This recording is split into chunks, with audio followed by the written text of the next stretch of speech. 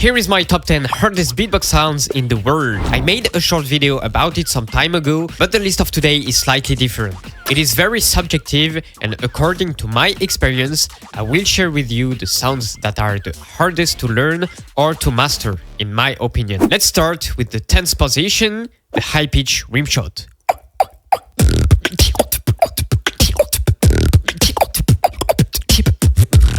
This sound is a variation of the inward rim shot.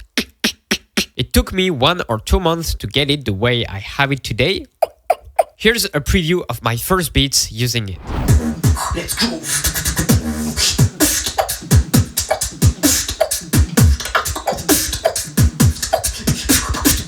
For the history, I got it quite randomly while playing with a hardly compressed rim shot.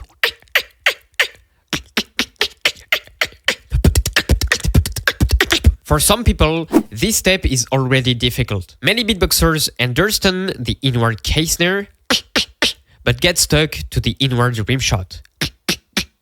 Basically, it's an inward laryngeal impact without inhaling. Case snare with inhaling. Rim shot, just the laryngeal movement. There's a trick you can do to get it. Try to make a throat kick while doing an inward case snare.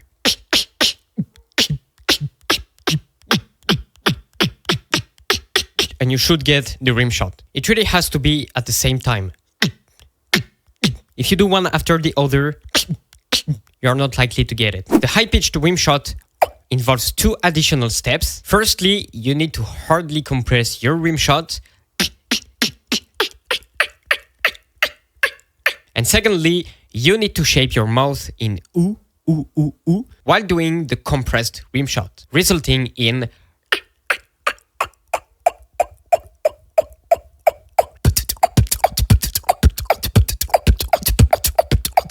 Number 9, the chin slip oscillation. You have to know that I was so bad with pitching in my first beatbox years. I was not able to match pitch a note I heard until my 8th year of beatbox. When I was trying this sound, it was dirty and I had no idea how to make my lips vibrate cleanly along with my voice. It was like I had no idea how to do at all. It's only when I started match pitching exercises that I figured out how to do this sound. Let me share my experience with it and give you some theory. My voice serves as the driving note in my mind. For example, if I sing a D3, my lips will oscillate at G2, creating a perfect fifth downwards.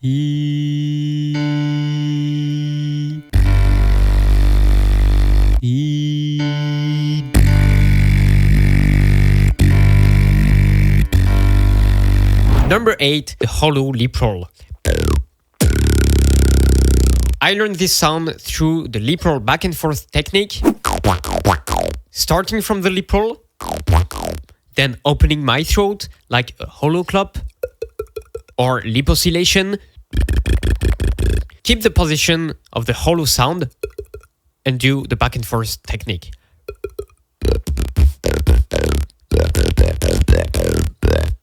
This sound requires a lot of muscle building and memory work. This is what makes it hard. If you don't have enough muscle in your jaw, it will sound like this.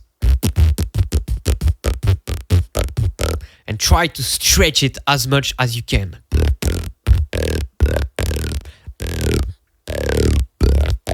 So as I said, I learned it with the back and forth technique. This is one of my first beats.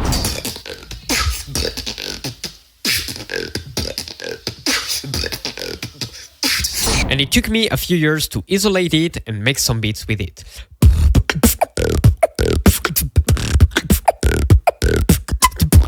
This is today my most powerful inward lip roll, as well as my favorite. If you compare the power with my other lip rolls, the hollow lip roll is definitely the most powerful.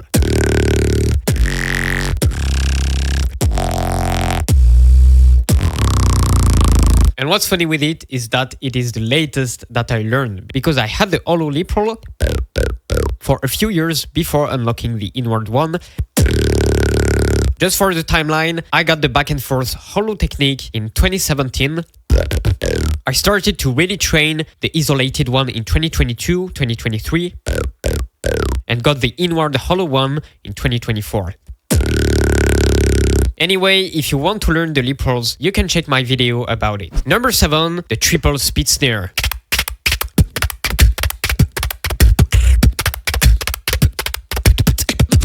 The triple speed snare is by far my most requested technique in my Instagram DMs. I don't get why people keep asking me, as I made 2 tutorials on it already and a whole step-by-step article with so many patterns on my website.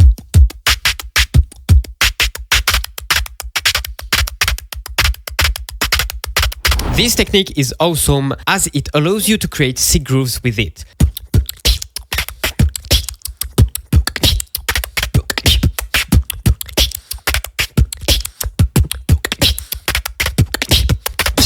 Number 6, inward tooth whistle and its vocalized variation.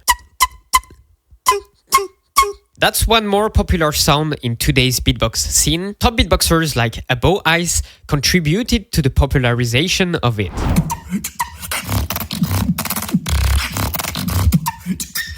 I really like to use the polyphonic variation of it using an inward voice.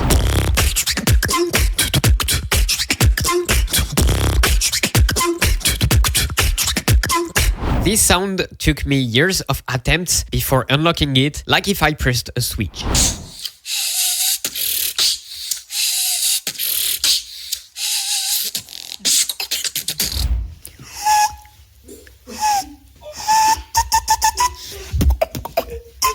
It was not progressive at all, and there was no transition. It took me 7 years from my first attempt to the day I unlocked it and never lost it. Perseverance is key, guys. It doesn't mean you will take 7 years to learn it. You can have it in a few weeks if you work it along the right tutorials. And that's why I made a complete tutorial about it to make the learning of it easier for you. And some people even say they have unlocked it after watching the tutorial. Number 5, the polyphonic voice.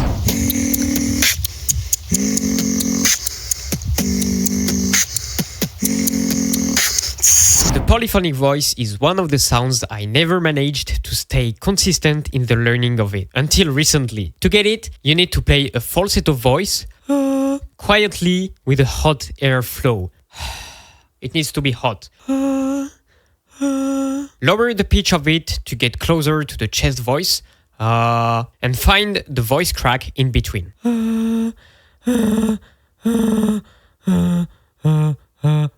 Here I'm too low, I need to go up. It took me months of attempts to understand that crack. You might feel lightheaded while trying, so don't try too much in the beginning and take some breaks. It took me a few months to stop feeling lightheaded while doing it. Now, I would say I'm midway to master this technique fully in my beats, because there are some days where the control is very hard. While I don't feel lightheaded anymore, the sound doesn't always come out. However, if you want a cheat code for the polyphonic voice, listen to that. When I do cardio exercises, like pull-ups, burpees, push-ups or dips, or even just running, it helps opening and hitting my throat, which helps a lot to execute the sound. Let me show you. I'm going to do some push-ups.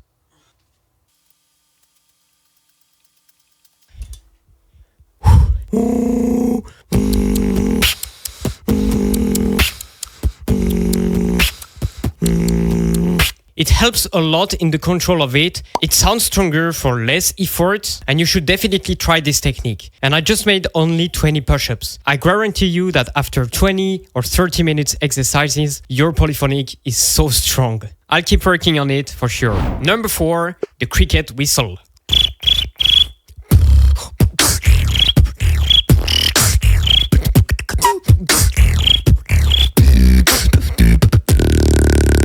This sound makes me happy because this is the first one I have ever got from my own. I remember accidentally performing a whistling click roll.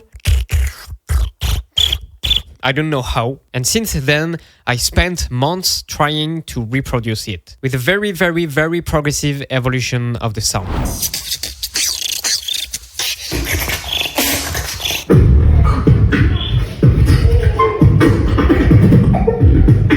The process of mastering it so that the whistle comes out every time took me years.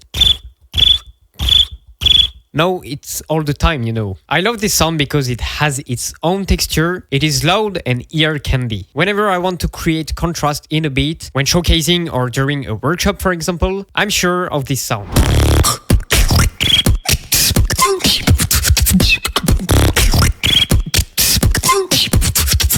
Number 3, the double voice. Show goes double voice.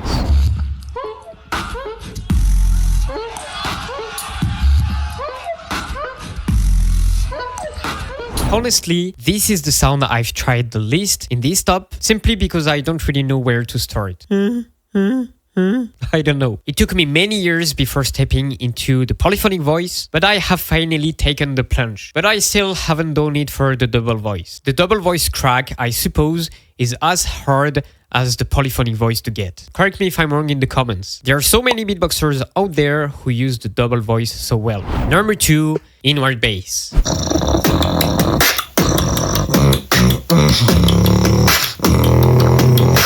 Like the polyphonic voice, I haven't been consistent with the inward bass. It is very hard for me to train it consistently. There are periods I try it very hard and then I just stop and then go back hard again on it and stop again. Lately, I've made some progress, but it is still rough and it is so annoying to train. I don't like training it. The thing is that I got my first inward bass in 2015, so 10 years ago, but yet I haven't mastered it. I'll keep working on it and I'll let you know. And number 1, the hardest sound that I have never heard any beatboxers do is... It's a sound that I have never heard any beatboxers do.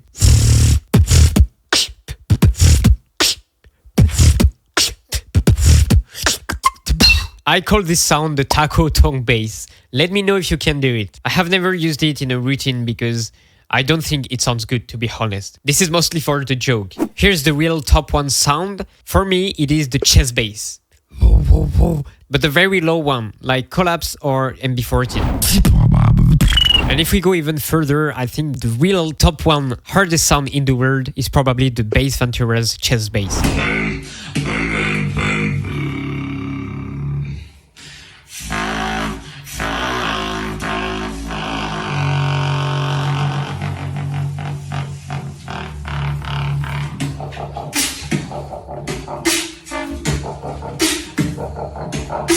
The texture, guys, it sounds like a real electronic brass. It's crazy.